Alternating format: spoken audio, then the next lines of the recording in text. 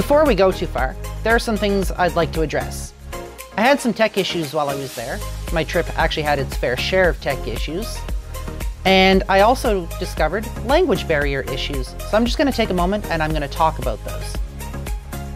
Unfortunately, my vaporizer broke down, so I may have to go and get somebody to take a look at that today or tomorrow.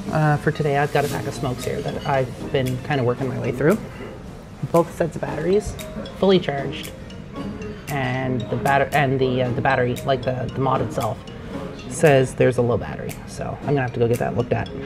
And despite the language barrier, that I'm not able to communicate fluently, people have been more than helpful. People have been absolutely wonderful.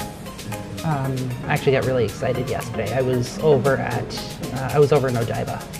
I went to see the Giant Gundam, and I'm going to be going back to get some video. But I was in Odaiba, and I actually ordered 2 bottles of water by myself.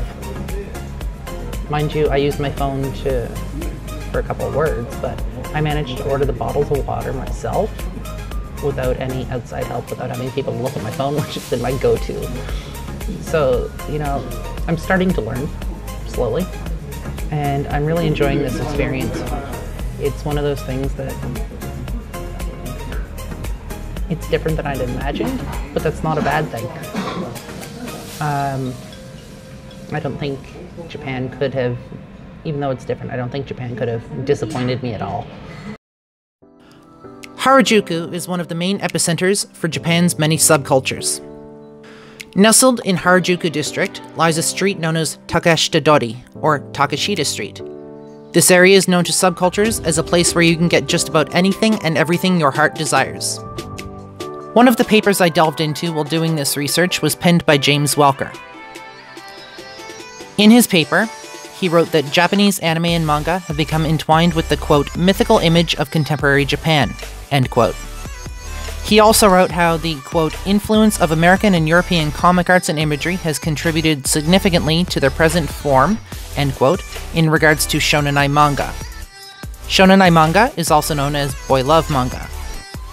Without going into too much detail, as it's way too much information for the scope of this video, this kind of anime and manga styling is a place where people can feel free to experiment with feelings and ideas outside of the stereotypical heteronormative constraints of Japanese culture. Welker delves extensively into the genre shonenai and takes it one step further. He mentions that it may actually have roots in the world of, quote, cross-dressing and transgender performance, end quote, because of, quote, much of the sexual ambiguity that they represent, end quote. To back up this idea, Welker brings up the manga Princess Knight by Tezuka Osamu. In this story, apparently there is, quote, a girl born with a boy's heart who is raised as a boy so that he/she can ascend to the throne of the kingdom. This leads to the assumption that while Japanese culture has strict heteronormativity roles in place, there is something underneath it all that craves to be satisfied. We can also see that this can only be satisfied by going outside the stereotypical gender binary to fulfill this aspect of one's fantasy needs. Welker only strengthens this idea when he mentions several other animes and mangas that have cross-dressing and transgender performance as main themes for the storyline, and even hints that there may be aspects of what we know today as gender fluidity.